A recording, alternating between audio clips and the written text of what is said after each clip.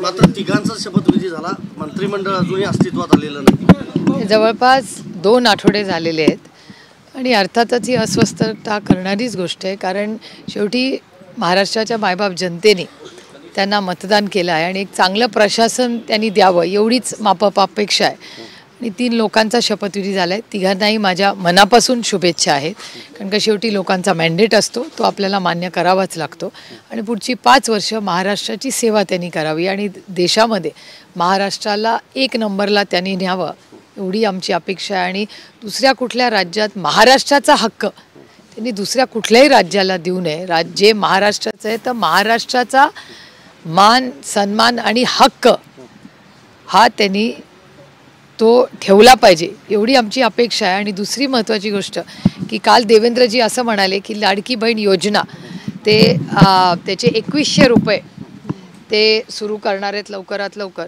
मला असं वाटतं नवीन वर्ष सुरू होतं आहे, त्याच्यामुळे आता डिसेंबर किंवा जानेवारी आता जर शक्य असेल तर शक्य झालं तर डिसेंबरमध्येच करा, पण आता डिसेंबर महिना सुरू झाला असेल तर 1 जानेवारी 25 पासून जी 2100 रुपयाची त्यांची मागणी, आम्ही तर 3000 देणार होतो आमचं सरकार आलं असतं तर आमची तर मागणी 3000चीच असेल, पण पहिला टप्पा 2100 रुपये 1 जानेवारीपासून त्यांनी सुरू करावे। आम्ही मुख्यमंत्री देवेंद्र फडणवीस असंही म्हटले की विरोधकांची संख्या आम्ही बघणार नाही, त्यांनी कोऑपरेट करावं, संवाद साधावा, आम्ही कारभार व्यवस्थित चालवू। एका सशक्त लोकशाहीमध्ये विरोधकांचीही तेवढीच जबाबदारी असते आणि विरोधक म्हणून आम्ही म्हणजे पार्लमेंटमध्येही राष्ट्रवादी काँग्रेस पक्ष हा नेहमीच देशाच्या हितासाठी आम्ही नेहमीच सहकार्य करतो। जेव्हा देशाचं हित असतं, व्यक्तीच्या हितासाठी आम्ही सहकार्य करणं अशक्य आहे, पण देशाच्या हितासाठी राज्याच्या हितासाठी काय असेल तर इश्यू बेस्ड चर्चा होऊ शकते। पण आता आम्ही विरोधी पक्षात आहोत, आम्ही तो मॅन्डेट फार खुशीने नाही, कारण का अनेक ठिकाणी असंही झालेलं आहे कॅन्डिडेट्समध्ये की मतदानामध्ये काही गॅप्स आहेत, त्याच्यामुळे हा मॅन्डेट आम्ही पूर्णपणे मान्य करतो का तर नाही। याचं कारण अनेक लोक रिकाउंटिंगसाठी गेलेले आहेत, अनेक लोकांचं म्हणणं आहे म्हणजे आता संग्राम थोपटेंचं उदाहरण बघा, भोर तालुक्यामध्ये एका बूथवर 1 मत जे संग्राम थोपटेंना पडले हे अशक्य आहे। त्याच्यानंतर माळशेरसला जी घटना झाली, जे मतदान घेण्याचा प्रयत्न जो केला तो लोकशाही पद्धतीने होता, तर पोलिसांनी त्याच्यात दबाव तंत्र केलं, ते थांबवलं मतदान करणं।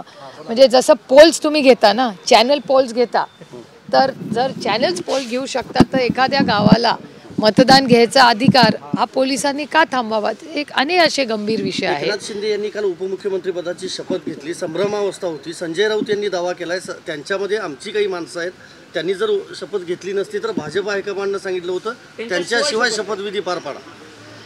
शक्यता नाकारता येत नाही, कारण का एक आमंत्रण फिरत होतं व्हॉट्सॲपवर, त्याच्यात 2च नावं होती, त्याच्यामुळे नक्की काय 2 महत्त्वाच्या विषयांवर चर्चा होती, त्याच्यात मी दिवसभर व्यस्त होते, कारण बरेच आरोप प्रत्यारोप दोन्ही बाजूनी काल चालले होते, त्याच्यामुळे मला फारशी माहिती नाही, पण एक व्हॉट्सॲपवर फिरत होतं, ते आता खरं इन्व्हिटेशन आहे का नाही हे मला माहिती नाही। 1980 साली देखील अशाच पद्धतीने विरोधकांचं संख्याबळ नव्हतं, मात्र त्यावेळेस मृणाल गोरे, निहाल अहमद, स्वतः शरद पवार साहेब यांना देखील विरोधी पक्षनेतेपद देण्यात आलं होतं। आता यावेळेस तसं होईल का, काय वाटतं महाराष्ट्र? हा प्रश्न तुम्हाला भारतीय जनता पक्षाला विचारावा लागेल, त्यांना विचारावं लागेल तुम्हाला। शेतकरी दिल्लीत कूच करतात, कोण आहे साहेब, पुढे गेले का? सर अहो तुम्ही मग जाऊया का?